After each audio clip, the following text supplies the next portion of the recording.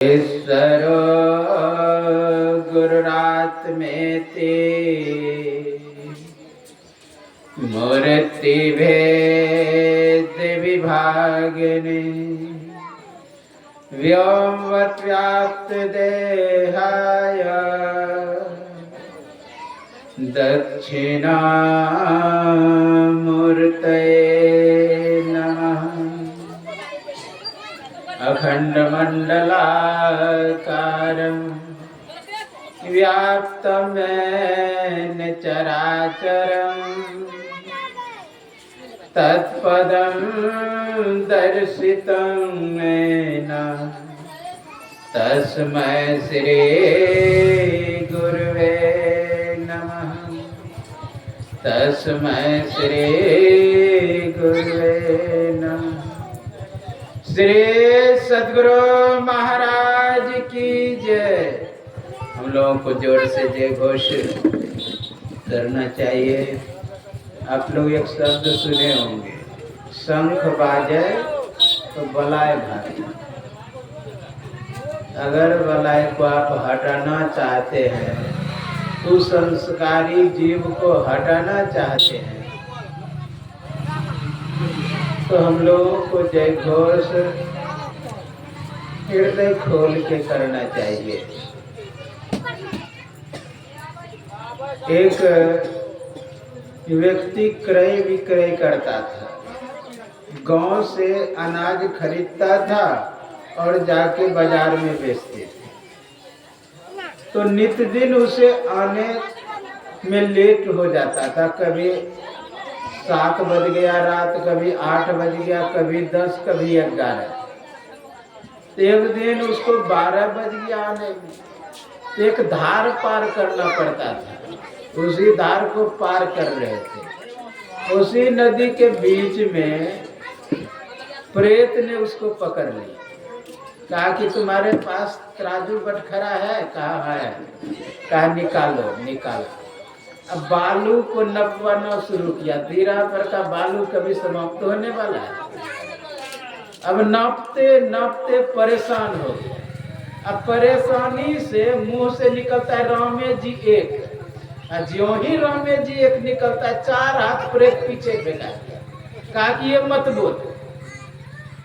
उसको लगा कुछ शक्ति है इसमें। फिर बोला रामे जी 2, वो 8 हाथ पीछे। फिर बोला रामे जी 3, 12 हाथ। राम राम करते चला, प्रेत भागते चला गया। इसलिए जयकार में वह शक्ति होता है, सामर्थ्य होता है। जय घोष जोर से करें। बोलिए श्री सद्गुरु महाराज की जय। एक बार और हो जाए। श्री सद्गुरु महाराज की जय। सर्वत्र रूप में विराजमान आराध्य देव को कोटि सनमन, व्यक्त रूप में यत्र तत्र अन्यत्र विराजमान संत जन, विज्ञ जन, सज्जन वृंद, माता एवं धर्मशीला भक्तिमती बहनों के अंतस्थ विराजमान परमात्मा को मेरा नमस्कार। अभी आप लोग यत्र तत्र से अधिक लाल बाबू के अंत्येष्टि संस्कार के उपलक्ष्य में एकत्र हुए हैं। उसमें सदग्रंथ रामचित ये सत्संग योग से वेदवाणी, वेदांत वाणी, संत वाणी और गुरुवाणी को श्रवण करते हैं। अंत्येष्टि संस्कार, षोडश संस्कार जो है व्यास का, मरण अंतिम संस्कार माना है। थोड़ा बोलिए श्री सद्गुरु महाराज की जय। सभी थोड़ा देर, कम से कम 1 घंटा शांत रहेंगे। बगल उगल जो कार्य करना है चुपचाप आगे निकल जाएंगे, ठीक रहेगा। सत्संग में बाधा नहीं करना चाहिए, नहीं तो सबसे बड़ी हानि होती है। सबसे बड़ी हानि क्या होता है? क्योंकि जितने देवी देवता होता है न, सब सत्संग में बैठते हैं। एक मधेपुरा जिला में कामेश्वर बाबा थे। कामेश्वर बाबा एक जगह सत्संग कर रहे थे। अब बगल में कुछ दूर पर भगैत हो रहा था। अब भगैत में एक मूल गायन होता है जिस पर देवता उतरता है। तो खूब भगैत गा रहे, देवता उतर ही नहीं रहे।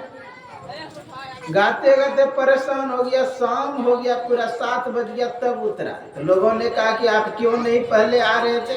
कहा कामेश्वर बाबा सत्संग कर रहे थे, उसी में बैठ गए। तो देवता भी सत्संग में बैठते हैं। अगर आप सत्संग का अपमान करते तो आप अपने देवता का अपमान कर रहे। जीवन मुक्त ब्रह्म पर चरित सुनहि तजी ध्यान। जो जीवन मुक्त होते हैं वह भी सत्संग में आते हैं। आपके जितने देवी देवता हैं सब सत्संग में आते, शास्त्रों की बात। तो विचार करिए, आप अगर घर में बैठे रहेंगे, आपका देवता यहाँ आ गया सत्संग में, तो आप देवता का अपमान कर रहे हैं कि सत्संग का अपमान कर रहे हैं? देवता का अपमान कर रहे हैं। देवता छोड़ता नहीं है, घसीटता है। इसलिए सावधान। आप अपने घसीटन से बचना चाहते हैं तो आप अपने देवता को खुश रखिए। घर के देवता जो कुल देवता है, हाँ, आप लोग सुने होंगे, कुल देवता, स्थान देवता, हाँ, सब देवता का नाम सुने। तो सब सत्संग में आते हैं। इसलिए आप अपने अपने देवता के सम्मान के लिए सत्संग में आए। मैं यह नहीं कहता कि सत्संग के सम्मान के लिए, अपने देवता के सम्मान के लिए। इसलिए सत्संग का सम्मान करना चाहिए। तो मैं कह रहा था, अंत्येष्टि संस्कार 16 संस्कार वेद व्यास का है, तो मरण अंतिम संस्कार माना है। अंगिरा का 42 संस्कार है, उसमें भी मरण अंतिम संस्कार माना है। नारद का 39 संस्कार है, उसमें भी मरण अंतिम संस्कार माना है। संस्कार का अर्थ होता है सम उपसर्ग है। संस शब्द सुट प्रत्यय होकर के हुआ है। डुकरियां करने धातु डू आदि रंता टू डबा तो लोग होता है, क्री कार बनता है। संस्कार सम्यक प्रकारन शुद्धिकरण, पवित्रीकरण, जंग को झाड़ देना, मैल को ढा देना, ये होता है संस्कार। और इससे सभी को गुजरना पड़ता है। अच्छा, कोई कह सकता है कि मैं मरूंगा नहीं? कोई नहीं कह सकता। जातो ध्रुवस्य मृत्यु ध्रुवो जन्म मृतस्य च। जिसका जन्म हुआ है उसकी मृत्यु निश्चित है। लोग मरते ही। प्रथम विश्व युद्ध में 3 करोड़ लोग मर गए थे। द्वितीय विश्व युद्ध में 7 करोड़ लोग मरे थे। उसी समय प्ले एक बीमारी चला था, उससे 10 करोड़ लोग मर गए। एक हिटलर जर्मन शासक हुआ, 1 लाख आदमी को रोज मारते थे। महाभारत युद्ध का नाम सुने हैं। महाभारत युद्ध में अकेला भीष्म 10 करोड़ आदमी का मारा है। विचार करिए, अर्जुन 9 करोड़ को मारे। पूरे महाभारत युद्ध में लगभग 1 अरब 66 करोड़ मरे हैं। तो मरना तो होता ही है सबका। कोई लाख प्रयास करे कि हम नहीं मरेंगे, ऐसा हो नहीं सकता। कोई लाख प्रयास करेंगे बचने का, पुरुषार्थ करेंगे, चतुराई करेंगे, हम बच जाए, नहीं बच सकते। अच्छा, आप बचने के लिए डॉक्टर के पास जाते हैं, बचने के लिए वैद्य के पास जाते हैं, बचने के लिए महात्माओं के पास, कहाँ कहाँ अमेरिका सब जाता है। कोई हो न हो वही मृत्यु हो। मृत्यु आपको खींच के वहीं ले जाएगा जहां पर आपकी मृत्यु है। चाहे आप डॉक्टर के पास जाए कि कहीं पर जाए, आपको मरना है।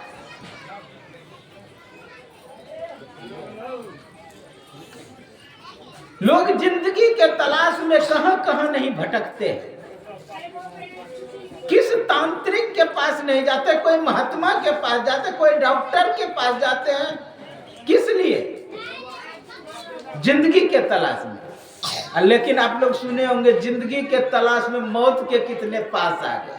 लोग जिंदगी तलाशने के लिए डॉक्टर के पास जाता है, अरबों रुपया खर्च करते हैं जिंदगी के तलाश में, जमीन बेच देते हैं, क्या क्या नहीं करते हैं, लेकिन क्या बचा लेता है डॉक्टर? मरना। एक छोटी सी पक्षी बाज को देख करके बहुत डर रहा है। उसके मन में हुआ लगता है आज मेरी मृत्यु है। तो गरुड़ जी महाराज आए, कहा तुम क्यों डरते हो? कहा देख नहीं रहे, बाज गौर से देख रहा है, लगता है आज मेरी मृत्यु है। कहा मेरे पीठ पर बैठो, मैं तुम्हें इतना दूर पहुंचा दूंगा कि वहां पहुंच ही नहीं पाएगा बाज। उसको पीठ पर बैठा लिया, 7 समुंदर पार ले जा करके एक पहाड़ के खोहर था उसमें घुसा दिया, अब बाहर से पत्थर लगा दिया कि बाज आवे तो हटा नहीं पाए।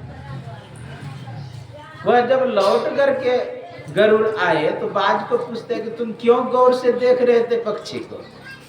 कहा कि मैं इसलिए देख रहा था कि इसकी मृत्यु 7 समुंदर पार है, ये छोटी पक्षी 7 समुंदर पार जाएगी कैसे? कहा मैं तो उसे पहुंचा आया हूँ। कहा कहाँ पर पहुंचा आया है? कहा कि एक पहाड़ के खोहर में गुफा में घुसा दिया हूँ, बिल में, उसको बाहर से पत्थर लगा दिया हूँ। कहा उसी में केकड़ा होगा, उसको गला दबा के मार दिया होगा, जाके देखो। ज्यों ही देखी उसकी मृत्यु हो चुकी। कहने का भाव लाख प्रयास करेंगे बचाने का, वो बच नहीं सकता है, मरना निश्चित है। अच्छा, किसी को संदेह है कि हम नहीं मरेंगे? मरना है ये, लेकिन कब मरना है ये पता नहीं है। कब मरना है यह पता नहीं है,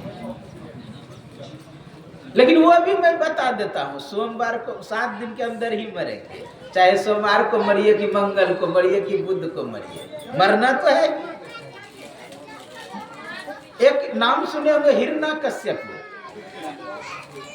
हिरण्यकश्यप और हिरण्याक्ष दोनों भाई थे। जब हिरण्याक्ष मर गया तो हिरण्यकश्यप बचे। जब हिरण्यकश्यप बचते हैं, हिरण्याक्ष का जो भी संगे संबंधी था, परिवार के लोग थे, सभी रोने लगे, चिल्लाने लगे, व्यथित होने लगे।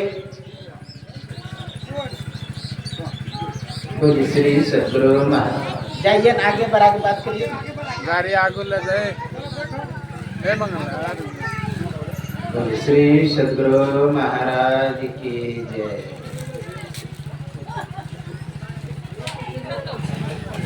जब लोग व्यथित होने लगे, दुखी होने, रोने लगे, चिल्लाने लगे, तो हिरण्यकश्यप समझाते हैं कि मरना सबको होता है, इसलिए तुम मत रो, लेकिन चुप ही ना हो, शांति ना। समझा बुझा करके अंत्येष्टि कर दिया। फिर सोचता है कि मेरा परिवार का लोग क्यों दुखी हो रहा है, क्यों व्यथित हो रहा है, क्यों परेशान हो रहा है? इसलिए कि मर गए। मैं ऐसा प्रयत्न करूंगा, पुरुषार्थ करूंगा कि मैं मरूं ही नहीं। वो चले गए तपस्या करने के लिए, ओम ब्रह्मदेवाय नमः, ओम ब्रह्मदेवाय नमः जप कर रहे हैं। भगवान प्रसन्न हो गए, दर्शन दिए ब्रह्मा जी। कहा मांगो, तुम क्या मांगते हो? मैं तुम्हारे भक्ति से प्रसन्न हूं। कहा मेरी भक्ति से प्रसन्न है, दर्शन दिए हैं, मेरी मुराद को आबाद करना चाहते हैं, तो यही दीजिए कि मैं अमर हो जाऊं, मैं मरूं नहीं। कहा ऐसा नहीं हो सकता है, जो जन्म लिया है वो मरेगा ही, इसलिए दूसरा कोई वरदान मांगो। कहा दूसरा आप दे देंगे? कहा हाँ। चतुराई किया भगवान के सामने। कहा ठीक है, दूसरा वरदान दे दीजिए। कान इधर से नहीं पकड़ने दिया तो घुरा के पकड़ लेते हैं। ठीक है, जल हम किसी से मांगे, अगर जल नहीं दे रहा तो दूसरा चीज उसी वही मांग लेता हूं का वाटर दे दीजिए, नीर दे दीजिए, आप दे दीजिए, यानी मांग रहा है वही लेकिन दूसरे नाम से। हिरण्यकश्यप बहुत चतुर, कहा हमको देना ही चाहते हैं, आप दीजिए, ना घर के बाहर मरो ना घर के अंदर मरो, कहा तथास्तु। कहा ना दिन में मरो ना रात में मरो, कहा तथास्तु। कहा ना अस्त्र से मरो ना शस्त्र से मरो, कहा तथास्तु। कहा ना मनुष्य मार सके ना जानवर मार सके, कहा तथास्तु। कहा 12 महीने में किसी महीने में ना मरो, कहा तथास्तु। भगवान वरदान दे दिया, उसके मन में मैं तो अमर हो गया। जब मौत आया तो भगवान आए, उसे खींच करके जंघा पर लिए तो हंसने लगा। कहा क्यों तुम हंसते हो, मरने के समय तो लोग रोता है, चिल्लाता है, दुखी होता है व्यक्ति, तो तुम हंस क्यों रहे हो। कहा आपके बस की बात नहीं कि आप मुझे मार दें। कहा क्यों, अमरता का वरदान मिला है। कहा नहीं, अमरता के तरह ही मिला है। तो कहा क्या मिला, कहा कि घर के ना बाहर मरो ना घर के अंदर। कहा ना तुम घर के बाहर हो ना घर के अंदर, छतिया पर हो। कहा ना ऊपर मरो ना नीचे, कहा ना तुम ऊपर हो ना नीचे हो, मेरे जंघा पर हो, देखो पैर भी नीचे सट रहा है। फिर कहा ना दिन में मरो ना रात में मरो। कहा ना अभी दिन है ना रात, अभी संध्या का समय है। कहा ना मनुष्य मार सके ना जानवर मार सके। कहा देखो प्रत्यक्षम किम प्रमाण, मैं मनुष्य हूं कि जानवर। नर सिंह, नर मतलब मनुष्य और सिंह मतलब जानवर, आधा मनुष्य आधा जानवर लेकर के आए थे नर सिंह। फिर कहा ना अस्त्र से मरो ना शस्त्र से। कहा हाथ से ही मर जाए कोई तो क्या जरूरी है परमाणु बम बनाने का। फिर कहा ना 12 महीने किसी महीने में ना मरो, का तुम्हारे लिए स्पेशल मलेमांस बनाना पड़ा है। तुरंत बड़ा बड़ा नाखून था, पेट में घुसाया, फाड़ दिया, राम ना सत्य हो गया। कहने का भाव जो भी जन्म लिए हैं उसे मरना पड़ेगा। जातो दुर्वत्य मृत्यु दुर्वो जन्म मृत्य, जिसका भी जन्म हुआ है उसे मरना पड़ेगा। इसलिए मरने के समय अच्छा विचार हो, अच्छा भाव हो, अच्छी संगति हो, वैसा हम लोग को प्रयत्न पुरुषार्थ करना चाहिए, मेहनत करना चाहिए कि अंतिम समय में भगवान का नाम आ जाए। क्योंकि अभी पाठ में आप लोग सुन रहे थे, देहावसान समये चित्ते यद्याद्विभाव्ये तत्देव भवे जीव इत्यव जन्म कारणम। मरने के समय चित्त में जो जो भावनाएं जीव करता है वही वह होता है, यही जन्म का कारण है। मरने के समय अगर धन के प्रति आसक्ति हो गया तो आप सांप बन के जन्म लेंगे। सांप सुरक्षा करता है। एक वृंदावन की सच्ची घटना है, गौर से सुने। बोले श्री सद्गुरु महाराज की जय। वृंदावन की सच्ची घटना। एक भीख मांगने वाला व्यक्ति चौराहे पर रहता था, लोगों से भीख मांग करके अपना काम चलाता था। तो भीख मंगा को जानते हैं लोग, कोई 5 टका, 2 टका, कोई 10 टका ऐसे देता है। तो जमा कर करके पोटली में रखते थे। एक जेब में बगल में एक झाड़ी था, उसी में रहते थे, सोते थे, वहीं पर रहते थे। संयोग से वो मर गया तो 2 दिन से लाश रखा हुआ था। बगल में जो दुकानदार सब थे उसने सोचा कि नहीं है इसका कोई, इसलिए हम लोग जला देते हैं। तो सभी ने चंदा करके उसको जला दिया, अग्नि संस्कार करके। तो चौराहे पर ही बगल में वो कटीला झाड़ी था, उसी में रहता था। तो देखा कि एक सांप आकर के एक झोले में घुसे, मैली कचोले झोला था उसका, उसको डंडा से घींच करके हटा के भगा दे सांप को। अब फिर उसी झोला में घुसे। वो दुकानदार बार बार हटावे, फिर उसी में बात किया इस झोले में क्यों घुसता है। झोला जब निकाला उसमें पैसा रखा हुआ था। तो पैसे के प्रति आसक्ति हो गया था, उस पैसे का भंडारा कर दिया। अब भंडारा कर दिया तो उस दिन से काहे वह सर पाएगा। कहने का भाव अंतिम मति सो गति, उसका आसक्ति किस में हो गया था? धन में, इसलिए सांप बनना पड़ा। भगवान बुद्ध के समय की बात है, एक भिक्षु था, महात्मा था, जिंदगी भर भजन पूजन किया।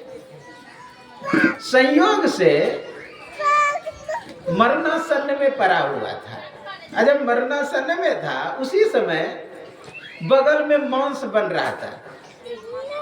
तो मांस जो बन रहा था उसका चित्त चला गया उसमें, और उसी समय शरीर छूट गया।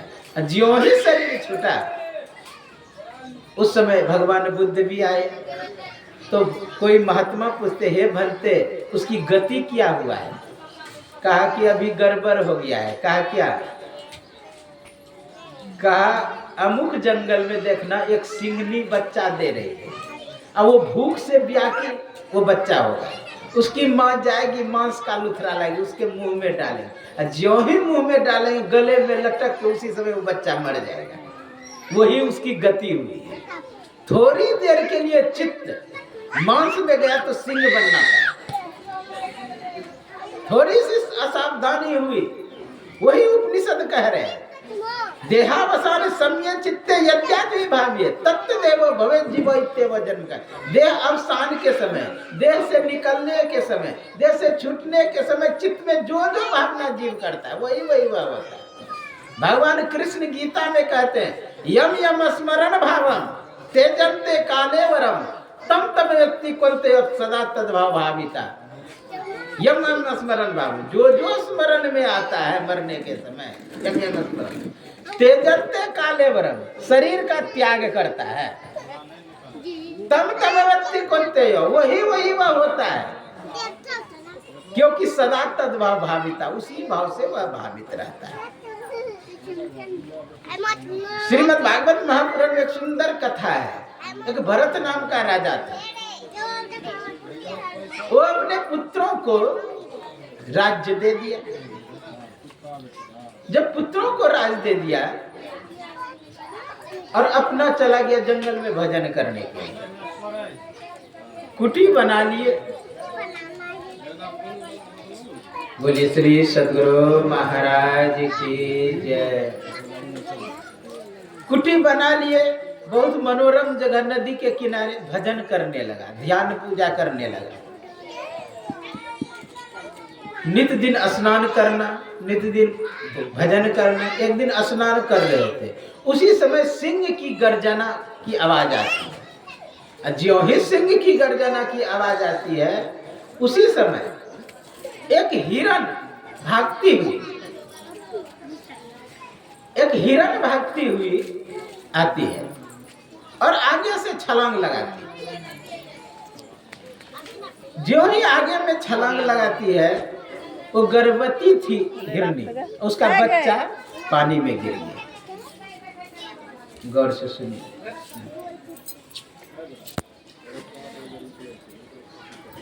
बोलिए श्री सद्गुरु महाराज की जय। तो वह बच्चा पानी में गिर गया। भरत स्नान कर रहा था, बच्चा बहने लगा, उसको निकाल करके बाहर कर दिए। तो कुटी के आसपास ही माँ उसकी मर गई उस पार में जाके। तो कुटी पर ही बच्चा रहने लगा, अब खाने के लिए ही भी देने लगा। धीरे धीरे उस बच्चे के प्रति आसक्ति हो गया। अब ध्यान में बैठे ना तो कभी कंधा पर उछले तो कभी गोद में उछले, जो स्वभाव होता है। आप देखे होंगे बकरी के बच्चे का, बैठे तो कभी कंधा पर पैर दे देगा तो कभी कहीं। धीरे धीरे प्रेम बढ़ता चला गया। किसी कारणवश यहाँ बैठिए, बच्चा को हट उधर पीछे। बोलिए श्री सद्गुरु, यहाँ आगे बैठिए ना, तभी बच्चा नहीं बैठेगा। बोलिए श्री सद्गुरु महाराज की जय। तो वो बच्चा कुटी पर ही रहने लगा। धीरे धीरे आसक्ति बढ़ा। ज्यों ही आसक्ति बढ़ा, कहीं पर बच्चा गया घूमने के लिए। अब बस कोई जानवर उसे मार दिया, उसी के चिंतन में, बोले श्री सद्गुरु महाराज की जय, उसी के चिंतन में शरीर छूट गया उसका। और शरीर छूट गया तो जानते 100 मृगेन काले वह मृगा योनि को प्राप्त हो गया, हिरणी ही बन गया राजा भरत। लेकिन उसे याद था कि मैं भजन करता था, भक्ति करता था, भरत था हिरणी योनि में भी। वो जा करके सूखी सूखी पत्तियां खाने लगा, कहीं आसक्ति ना हो जाए। वह भी शरीर छूट गया। फिर तीसरा जन्म हुआ उसका एक ब्राह्मण कुल में।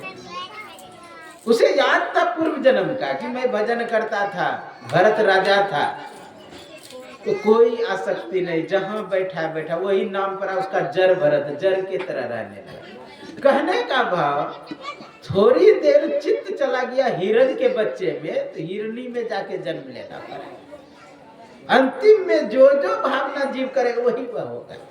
ये जन्म का कारण। एक महात्मा था, वो कपड़े बहुत जमा करते थे। जैसे 25 के प्रोग्राम हो रहा है, इतना ही नहीं,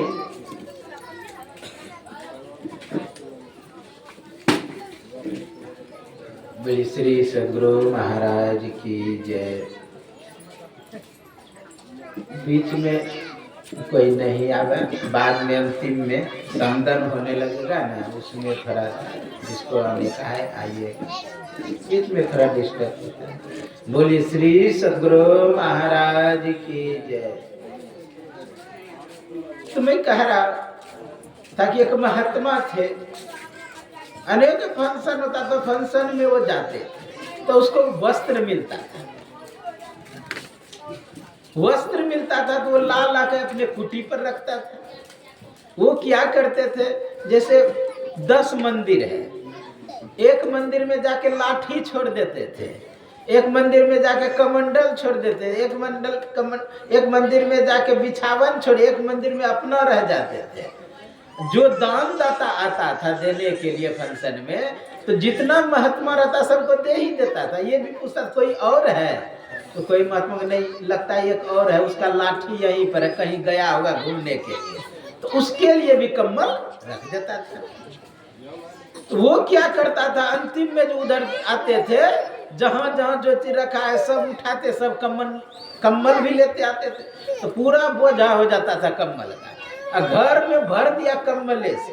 होता है महात्मा बहुत दान देता है, लेकिन दान देता उसके प्रति आसक्ति नहीं रहना चाहिए।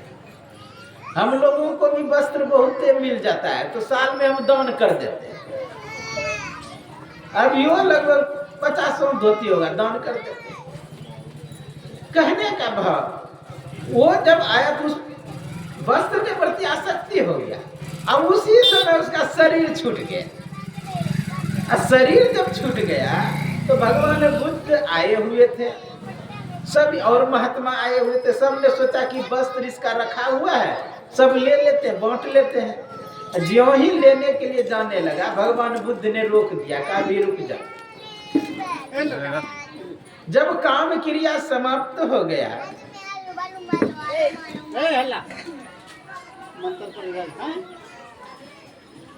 तो महात्मा सबने सोचा कि बांट लेते हैं, तो भगवान बुद्ध ने कहा कि नहीं, अभी रुक जाओ, अभी गड़बड़ हो गया है। कुछ दिन के बाद भगवान बुद्ध बोले कि अब वस्त्र बांट लो। तो महात्मा ने पूछा, बनते उस समय भी आप कह सकते थे कि कपड़े ले लो, अभी क्यों कह रहे हैं? कहा उस समय गड़बड़ हो गया था। क्या तुम लोग जो वस्त्र लेने के लिए जाते थे, कम्बल लेने के लिए, वो चिल्लाता था, हाय मेरा कम्बल, है मेरा कम्बल, उसका चिल्लर बन गया था, उसका कीड़ा कम्बल का। अब वो मर गया, अब ले सकते हो। कहने का भाव, वस्त्र में आसक्ति रह गया तो कीड़ा बन गया। इसलिए हम लोग सावधान रहें, भजन का संस्कार बनावे ताकि भगवान का याद हो जाए। अगर भगवान का याद आ गया तो भगवान के पास आप चले जाएंगे। इतना तो करना स्वामी, जब प्राण तन से निकले गोविंद नाम लेकर फिर प्राण तन से निकले। इतना ही करना स्वामी, गोविंद का नाम आ जाए, परमात्मा का नाम आ जाए, जल्दी आता नहीं है। एक पूर्णिया जिला में रुपौली प्रखंड में एक दिलीप जायसवाल है। दिलीप जायसवाल का पिताजी शरीर छोड़ने वाला था, मरणासन में था। उसे उठाता था तब उठता, बैठाता था तब बैठता था, घोलटाता था तब घोलटता था, ये स्थिति था, पूरा मरणासन। कुछ बोल भी नहीं पाता था, थोड़ा सा इशारा से कहा मुझे बैठाओ, उसको बैठाया। एक बोली अंतिम 2 मिनट के बाद शरीर छूटने वाला है, एक बोली निकलता है अंतिम में, क्या, अरे दिलीप देखो बकरी बोरा तो नहीं काट रहा है, क्योंकि जिंदगी भर वो बोरा वाला काम किया था, क्रय विक्रय किया था, तो चित्त में अंतिम में वही आ गया। इसलिए अंतिम में भगवान नाम नहीं जल्दी आता है। जन्म जन्म मुनि जतन करहि, अंत राम आवत नहीं। लोग जल में घुस करके तपस्या करता है, उल्टा लटक करके तप करता है, पंच अग्नि तपता है, फिर भी अंतिम में भगवान जल्दी नाम नहीं आता है। इसलिए ऐसा प्रयत्न करें, ऐसा पुरुषार्थ करें कि अंतिम में भगवान का नाम आ जाए। जिस चीज का आदत रहेगा आपको वही याद आएगा अंतिम में, जिस चीज का याद है। इसलिए भगवान का याद करें। भगवान कृष्ण बहुत सुंदर कहा, देहावस बहुत सुंदर भगवान कृष्ण कहते हैं, पर्यान काले मनसा चले ना, भक्त्या युक्तो योग बले न चैवा, भूर्वोर मध्य सतम परम पुरुष मुपैति दिव्या। कहा पर्यान काल यानी शरीर छूटने के समय, मनसा चले न, मन को इधर उधर ना ले जाए, भक्ति और योग बल से।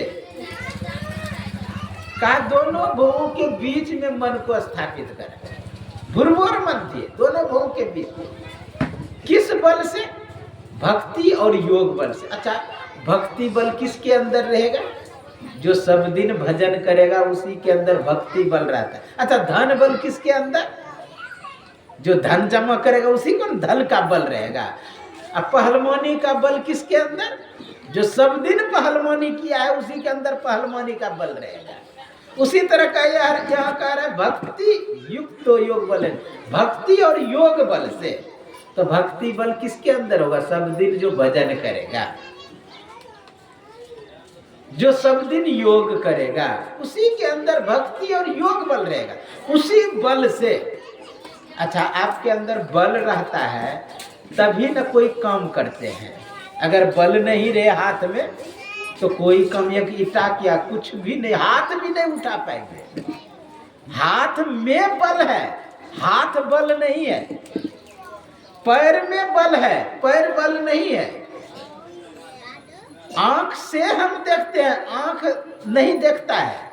आंख में देखने वाली शक्ति कोई और है जो दिखाई भी नहीं देता है। कान में सुनने वाली शक्ति कोई और है जो दिखाई भी नहीं देता है। जिह्वा से स्वाद लेने वाला शक्ति कोई और है जो दिखाई भी नहीं देता। जैसे बल्ब में जो विद्युत है वही नहीं रहे तो क्या ध्वनि यंत्र बजेगी? बल्ब जलेगा? हीटर गर्म होगा? फ्रिज ठंडा होगा? नहीं, वो दिखाई भी नहीं देता जिसके बल से वो चल रहा है। सब पंखा चलती है, पंखा को अहंकार हो जाए मैं स्वयं चलता हूँ तो उसकी मूर्खता है। उसके अंदर शक्ति कहीं और से आ रही है जो दिखाई भी नहीं देता। उसी तरह हमारे शरीर में शक्ति कहीं और से आ रहा है जो दिखाई भी नहीं दे रहा है।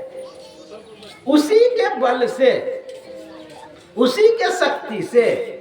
आप लोग सुने होंगे कि मैया शक्ति किसको कहते हैं? दुर्गा माँ को या काली माँ को। आद्या शक्ति, अजा अनादि शक्ति, अविनाशिनी, सदा शंभु और दंग निवासिनी। जब भगवान राम धनुष उठा करके तोड़ दिए, 10,000 राजा से धनुष नहीं टूटा।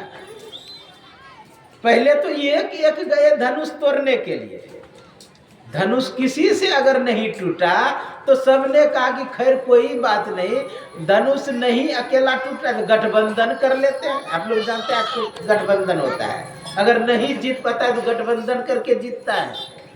तो सब राजा सोचा कि सभी मिल करके हम धनुष उठा लेते हैं, तोड़ देते हैं। तो किसी ने कहा भाई कि ठीक है तुम तोड़ देगो, लेकिन विवाह किससे? सीता को। वो कहा बाद में फैसला करेंगे। तो सबने गठबंधन करके भी धनुष को नहीं तोड़ पाया। उसे भगवान राम ने तोड़ा। राम ने तोड़ा तो उधर की जो सीता की तरफ से जो सहेली थी उसने व्यंग कसा, अरे भगवान को शक्ति कहाँ से आया? अगर शक्ति रहता राम को तो पहले और राजा थे वो भी तोड़ देते। राम गए धनुष के पास, सीता की ओर देखे तो सीता की शक्ति राम में आ गया, इसलिए धनुष तोड़ दिए। तो शक्ति स्वरूपा कौन है? माता, आद्या शक्ति, शक्ति स्वरूप है। आप लोग सुने होंगे कि सीता मैया बचपन में जब थी झाड़ू देने के लिए गई तो धनुष जो 10,000 राजा ने उठा सके वो एक हाथ से उठा करके झाड़ू दी थी। तो शक्ति स्वरूप तो वही शक्ति आपके अंदर है, सामर्थ्य आपके अंदर है। उसी के बल से हाथ उठता बैठता है, पैर काम करता है, वो शक्ति निकल गया तो ये नीचे हाथ रहते हुए भी काम नहीं कर पाता है। आप देखते हैं कोई मर जाता है, ना एक देखता है, ना सुनता है, ना काम करता है, कोई कहे। तो उसी शक्ति को प्राप्त करने के लिए हम लोगों का साधन है। तो हम लोगों को चाहिए उस चीज को प्राप्त करें। साधन विशेष के द्वारा वो गुरु भेद बताते हैं कैसे भजन करना है, कैसे क्या करना है। ये अंत्येष्टि संस्कार पे सत्संग हो रहा है। अच्छा, कहेंगे कि भजन जो करते हैं, भक्ति जो कर रहे हैं, क्या मरने के बाद ये समाप्त हो जाता है? नहीं होता है समाप्त, ये रहता ही है। एक मेमोरी बन के संस्कार कोश में चला जाता है। आप जैसे कि ऑडियो वीडियो खींचते हैं मोबाइल से, एक मेमोरी होता है उसमें चला जाता है। वो मेमोरी को खोल लीजिए, अब मोबाइल को थवा कर दीजिए, उस मेमोरी को दूसरे मोबाइल में लगा दीजिए। जो भी ऑडियो वीडियो आपने किया है वह सब उसमें दिखाई देने लगेगा। उसी तरह जो भी आप कर्म किए, बोली श्री सद्गुरु महाराज की जय, श्री सद्गुरु महाराज की जय, श्री सद्गुरु महाराज की। जो भी आपने ऑडियो वीडियो किया सब उसमें संग्रहित हो गया। उसी तरह जो भी आपने कर्म किया, भक्ति किए, भजन किए, जो भी चीज किया, वह संस्कार कोश में आपको जमा हो जाता है। भगवान कृष्ण कहते हैं तत्र तम बुद्धि संयोग लभते पूर्व देह कम। तत्र तम बुद्धि संयोग, यानी बुद्धि में जो भी संग्रह किए हैं, तत्र तम पूर्व देह, यानी पहले जो भी किए हैं, पहले जो भी किया वह बुद्धि में जमा हो जाता है। तत्तम बुद्धि लभते पूर्व देह का, पूर्व अभ्यासन तेने वह सब जमा होता है। भगवान कृष्ण बहुत सुंदर कहते हैं कि जमा हो जाता है। एक बार अर्जुन पूछते हैं भगवान कृष्ण से, हे केशव, हे कमल नयन, हमने जो भी कर्म किया, जो भी भजन भक्ति किया, क्या मरने के बाद छिन्न विनाश तो नहीं हो जाता है?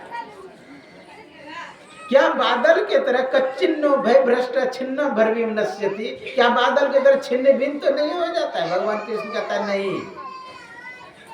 पार्थ नैव नामुत्र विनाश तस्य विद्यते, नाहि कल्याण कृत कश्चित दुर्गति तात गच्छति। हे अर्जुन, उसका ना इस लोक में नाश होता है, ना परलोक में नाश होता है, ना इस लोक में ना उस लोक में। तत्व ना इस लोक में ना उस लोक में। तो कहा क्या तब होता है?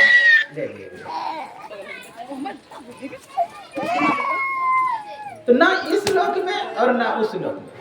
बोले श्री सद्गुरु महाराज की जय। तो कहते हैं कि तब होता क्या है? बोले श्री सद्गुरु महाराज की जय। कहा प्राप्य पुण्य कीर्तन लोकन, जो भजन किया है, भक्ति किया है, वो पुण्यवानों पुण्य लोक में जाके जन्म। प्राप्य पुण्य कीर्तन लोकन, कहा पुण्य लोक क्या है? तो स्वर्ग। स्वर्ग को पुण्य लोक कहते हैं।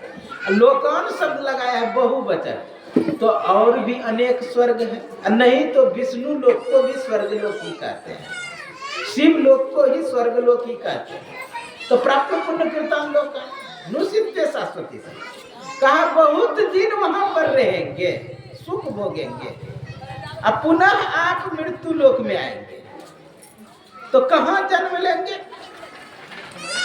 कहा कि पुण्यवानों के घर में, श्रीमताम यानी धनवान के घर में। श्री कहते हैं लक्ष्मी को, श्रीमताम ये है, योग भ्रष्टो भी जाए। बोलिए श्री सद्गुरु महाराज की जय। तो प्राप्त पुण्य कीर्तन लोका नुसित्य शाश्वती सुचिना श्रीमताम ये है। कहा शुद्ध व्यक्ति के यहाँ श्रीमताम धनवानों के घर में जन्म लेंगे। कैसे के घर? जो भक्ति करता है, भजन कर, वैसे धनवान के घर में सुचिना। जैसे मुकेश अंबानी नाम सुने हैं? मुकेश अंबानी अपने बेटा का शादी कर रहा था, तो उनकी पत्नी जो गले में हार पहनी थी 500 करोड़ का, 500 करोड़। उनका बेटा जो कोट पहना था वो 200 करोड़। कितने धनवान है, विचार करें, कितने धन वाला भी।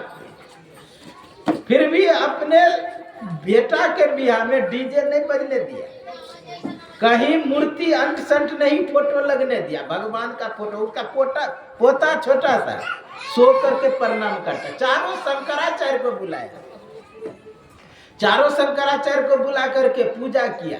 विचार करें कितना संस्कार है उसके अंदर। इसलिए यदि आप भजन करेंगे, भक्ति करेंगे, भगवान का नाम लेंगे, तो ये निश्चित है कि आपकी दुर्गति नहीं होगी, शुभ गति होगी, अच्छे घर में जन्म लेंगे,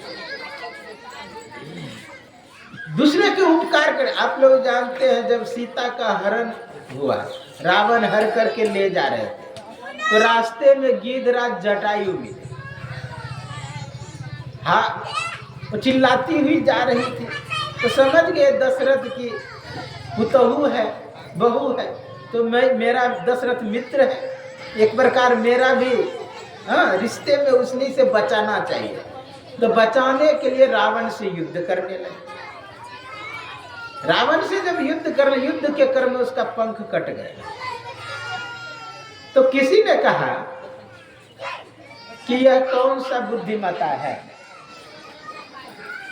यह कौन सी बुद्धिमता है जो जाकर के पंख कटवा लिया। अरे अगर पंख रहता तो राम को जाके कहते कि सीता का हरण किया है रावण। ये पंख कटवाना कहाँ का बुद्धिमता है? बोली श्री सद्गुरु महाराज की जय। तो ये कहाँ की बुद्धिमता है? तो जानते हैं गिद्धराज जटायु के पक्ष से कवि कहता है, निर्बल के बलराम, मेरे पास पंख था तो मेरा कर्तव्य था कि राम के पास जाए। अब मेरे पास पंख भी नहीं, इसलिए राम का कर्तव्य है कि मेरे पास आवे। मुझे पता नहीं कि वो कहाँ है, लेकिन उसे तो पता है कि मैं कहाँ। हाँ राम आंख बंद करके रट रहे, पंख कटा हुआ है। खोजते हुए राम वहां पर पहुंच गए, गोद में उठा लिए। गोद में उठा लिए हैं, फिर भी गिद्धराज जटायु आंख बंद करके भगवान का नाम ले रहे हैं। तो कहते हैं कि कोई भी हो यहाँ से चले जाओ, मुझे राम राम रटने दे। राम ही उठाए हुए, कहा मैं वही राम हूँ। गदगद गिरा नयन बह नीरा, आंखों से आंसू गिरने लगे। कहा राम कहा तनु राखहु ताता, अब मुख मुस्काए कहूं ते बाता। राम ने कहा हे तात, हे मित्र, इस शरीर को आप रखो, जैसा आपका शरीर है वैसा मैं बना देता हूं, मेरे अंदर सामर्थ्य है। तुम्हारा पंख कटा है, मैं पंख का सर्जरी कर सकता हूं, मेरे अंदर सामर्थ्य है।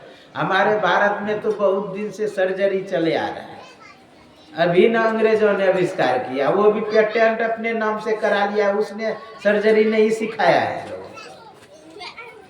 जानते हैं भगवान शंकर कितने बड़े सर्जन हैं? एक समय एक बार ससुर का गला काट दिया, आप जानते हैं, ससुर का गला काट दिया तो बकरा का मुंडा लगा दिया, उस पर सर्जरी कर दिया। एक दिन अपना बेटा का ही गला काट दिया, तो सर्जरी क्या कर दिया, आप जानते हाथी का मुंडा। अब गणेश जी का देखते हैं ना, हाथी का मुंडा है। कितने बड़े सर्जन है। उसी तरह का मैं सामर्थ्यवान, उतना दूर का बात छोड़िए, हमारे भारत में सब ज्ञान विज्ञान भरा हुआ था, सर्जन भी था। अंग्रेज के समय में अंग्रेज का एक सेनापति था जिसका नाम था कर्नल कूट। कर्नल कूट को लड़ाई करने के लिए दक्षिण भारत भेजते थे। दक्षिण भारत का एक राजा था हेदरली। हेदरली से बार बार युद्ध करता था, हार करके कर्नल कूट भाग जाता था। बार बार जो आता था तो हेदरली गुस्सा गई। एक बार किया कि उसका नाके काट लिया, हाँ, कहा जाके अपना दिखाएगा अपना मालिक को, अपमान होगा। नाक हाथ में लेकर के भाग रहे थे, एक गांव से गुजर रहे थे। तो गांव के एक नाई जो ठाकुर केस बनाते हैं, वो कहते ये कटी हुई नाक लेकर के कहाँ जा रहे हैं? कह रहे गिर गए, नाक कट गया। कैसे कहे कि हेदरली काट लिया है। तो कहा यदि आप रात भर मेरे यहाँ रहेंगे तो आपका नाक ठीक हो सकता है। रात भर रहा, रात भर के सर्जरी में उसका नाक ठीक हो गया। और ठीक हो गया, अपने ब्रिटेन में जाके संसद में कहता अपने मित्रों से कि मेरी नाक कटी हुई लग रहा है। कहा नहीं तो, करे खाक तुम लोग सर्जरी सीखते, भारत से जाके सीख के आओ, मेरा रात भर के सर्जरी से नाक ठीक कर दिया है। तो वहां से कुछ व्यक्ति आए, यहाँ सर्जरी सीख करके गए, अपने नाम से पेटेंट करा लिया। तो हमारे भारत में सभी चीज उपलब्ध था। सभी लोग जानते हैं कि हवाई जहाज का आविष्कार राइट ब्रदर ने किया, लेकिन राइट ब्रदर ने नहीं किया। सबसे पहला आविष्कार दलपति जी महाराज बंबई में किया और बिना पायलट के उड़ा के दिखाया। उसी समय राइट ब्रदर का कंपनी आया था, कहा कि मेरे पास, बोली श्री सद्गुरु महाराज की जय, कहा मेरे पास पैसा नहीं है, नहीं तो ऐसे हजारों हवाई जहाज बना सकता हूँ। बोली श्री सद्गुरु महाराज की जय, श्री सद्गुरु महाराज की जय। हजारों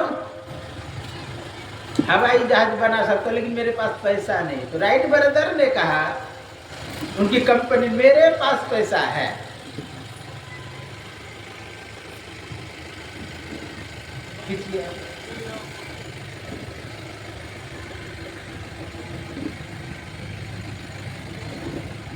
बोलिए श्री सद्गुरु महाराज की जय। तो राइट ब्रदर की कंपनी ने कहा मेरे पास पैसा है, मुझे दे दीजिए डिजाइन, मैं बनाऊंगा।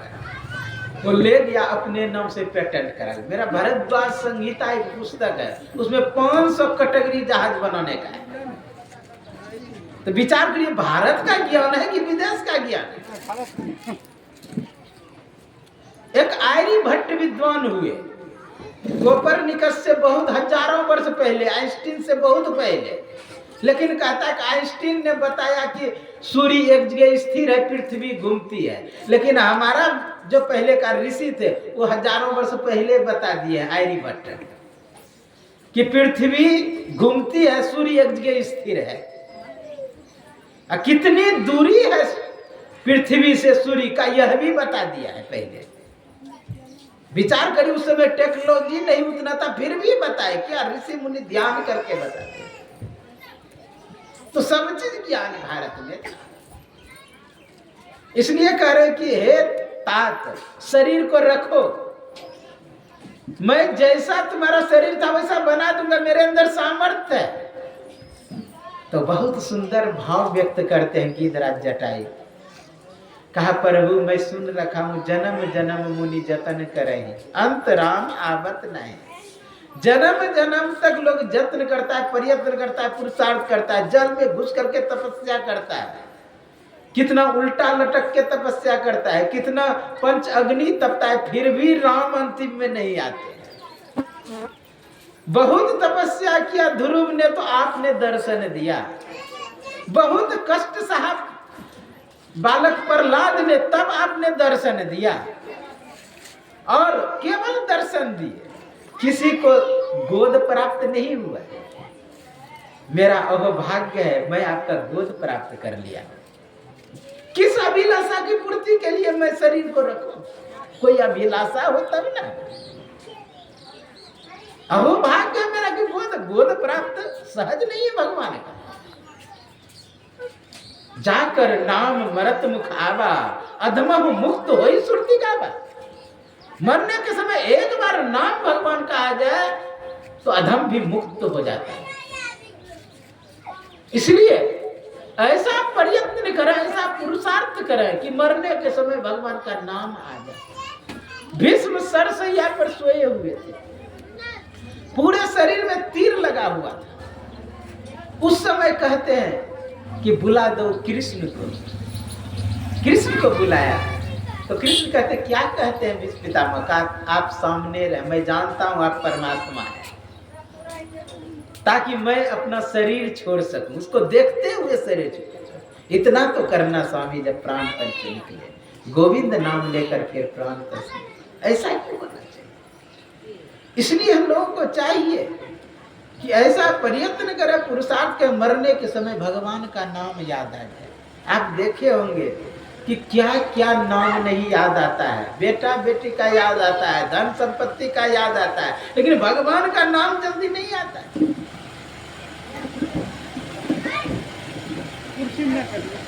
श्री सतगुरु महाराज की जय। भगवान का नाम जल्दी याद नहीं। आरु थोड़ा करे लाइन ना।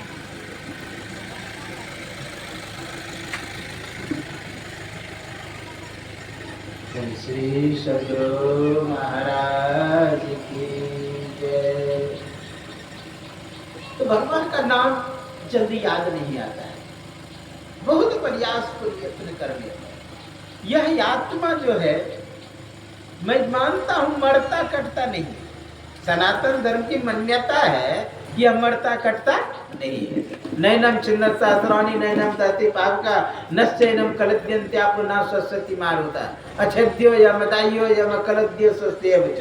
कहा इस शस्त्र उसे काट नहीं सकता है, आत्मा को शस्त्र नहीं काट सकता है, और पानी उसे गीला नहीं कर सकता, अग्नि उसे जला नहीं सकती, हवा उसे सुखा नहीं सकती है। ऐसी है वही आत्मा। हम लोग जो श्राद्ध कर्म करते हैं, श्राद्ध कर्म जो करते हैं वो किस लिए? उसी आत्मा के शांति के लिए, उसी आत्मा के शांति के लिए हम लोग श्राद्ध कर्म करते हैं, क्योंकि वह आत्मा मरता कटता नहीं है, वह जड़ता नहीं है, वह जड़ता नहीं। तो वह है कैसे? अजोयम नित्य शाश्वत। अजोयम नित्य, अज है और नित्य है और शाश्वत है। तू होता कैसा है? बहुत सुंदर कहा कि वसांसि जीर्णानि यथा विहाय नवानि गृह्णाति नरो पुराणी तथा शरीरानि विहाय जीर्णा नन्याति संयाति नवानि दे। जिस प्रकार गौर से सुनिए, बोले श्री सद्गुरु महाराज, जिस तरह पुराने वस्त्र त्याग करके लोग नया वस्त्र धारण करता है, उसी तरह यह आत्मा भी पुराने शरीर को त्याग करके नया शरीर धारण करता है। यही आत्मा की गति होती है। इसलिए हम लोग अपने शरीर की चिंता ना करें। शरीर जड़ता मरता करता है, आत्मा नहीं। आत्मा मरता करता नहीं। अच्छा, उतना छोड़ दीजिए। मिट्टी आप देख रहे हैं, मिट्टी को आप काटिए, कोई भी मिट्टी का ढेला काटिए कट जाएगा। लेकिन उसी मिट्टी को, जैसे पावर का मिट्टी है, 1 किलो पानी में मिला दीजिए उसको, तो उस पे तलवार चलाइए, लगेगा कटा, फिर तुरंत मिल गया। अब पानी में तलवार चलाइए, लगेगा कटा, फिर मिल गया। उससे और सूक्ष्म है ये थोड़ा। सूक्ष्म उससे क्या है? अग्नि है, उससे सूक्ष्म है। उसमें तलवार चलाइए, अग्नि का लौ जल रहा है, उसमें तलवार, कुछ पता ही नहीं लगेगा कुछ हो रहा है। और उससे और थोड़ा सूक्ष्म जाइए, उससे सूक्ष्म है हवा। हवा का तो कुछ बिगाड़ ही नहीं सकते। और उससे सूक्ष्म है आकाश। आकाश तो पता भी नहीं लगता है। हवा को आप लोग नहीं देखे तो मार काट कैसे सकते हैं? कहेंगे कि नहीं हवा को देख, हवा को नहीं देखे, वस्तु को देखते हैं। जैसे कि हिल रहा है वस्तु, तब पता चलता है हवा चल रही है। क्योंकि रूप रहित स्पर्शवान वायु, रूप रहित, रूप नहीं है हवा, स्पर्श से पता चलता है कि हवा है। तो जो जितना सूक्ष्म होगा उसको आप मार काट नहीं सकते हैं। जो जितना स्थूल होता है वो मरता कटता है। ये स्थूल जो फिजिकल बॉडी है, इसके अंदर बहुत सूक्ष्म शरीर है, और शरीर है, शरीर के अंदर शरीर है।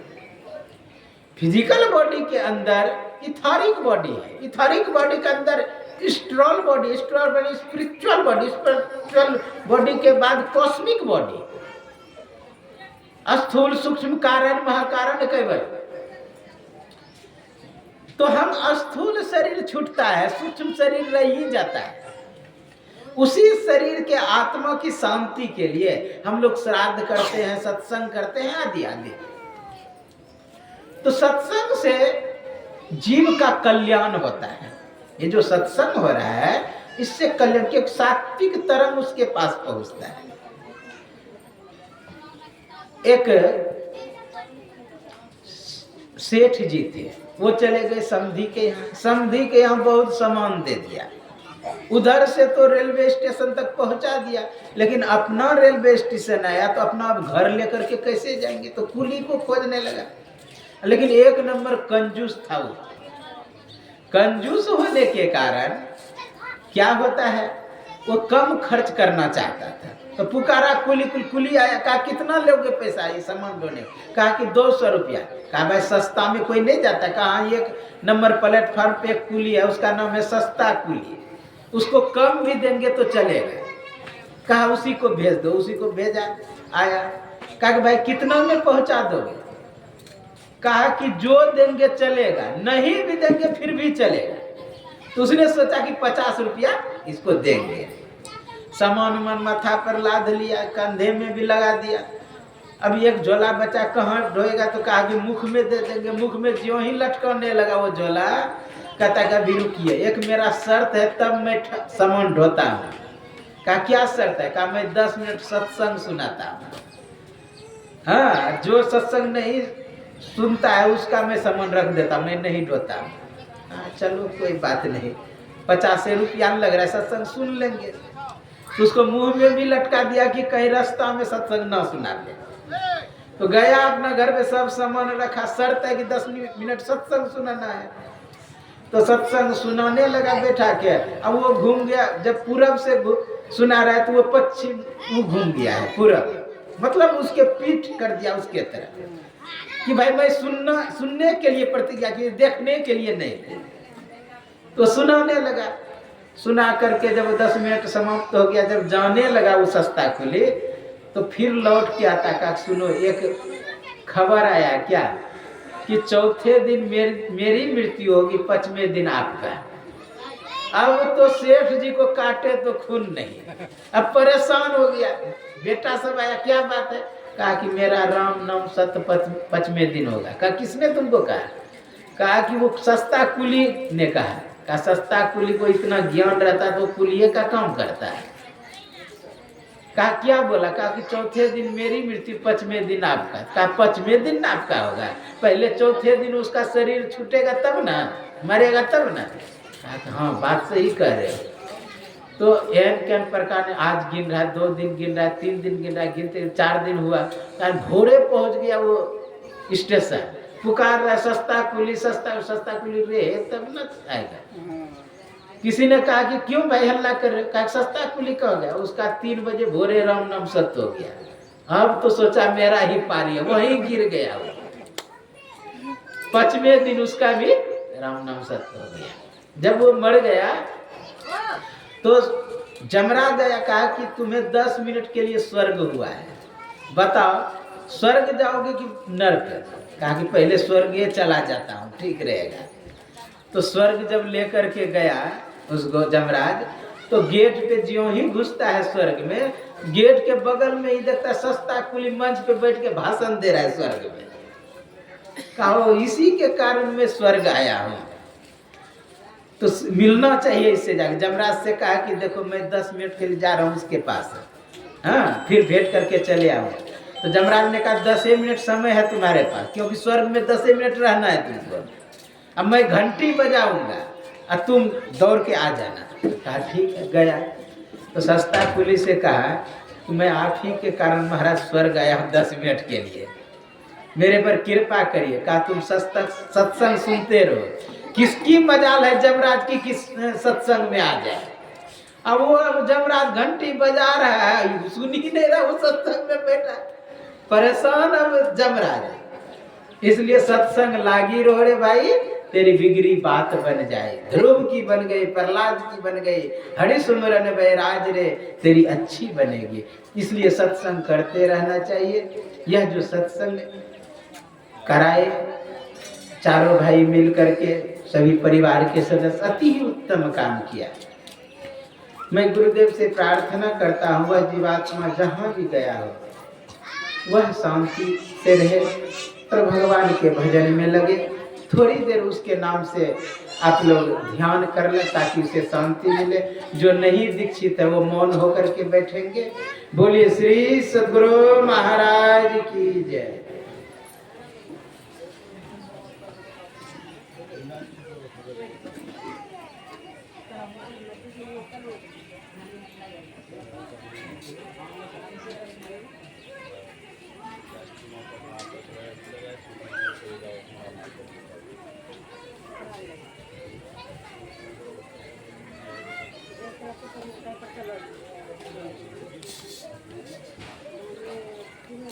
श्री सद्गुरु महाराज की जय।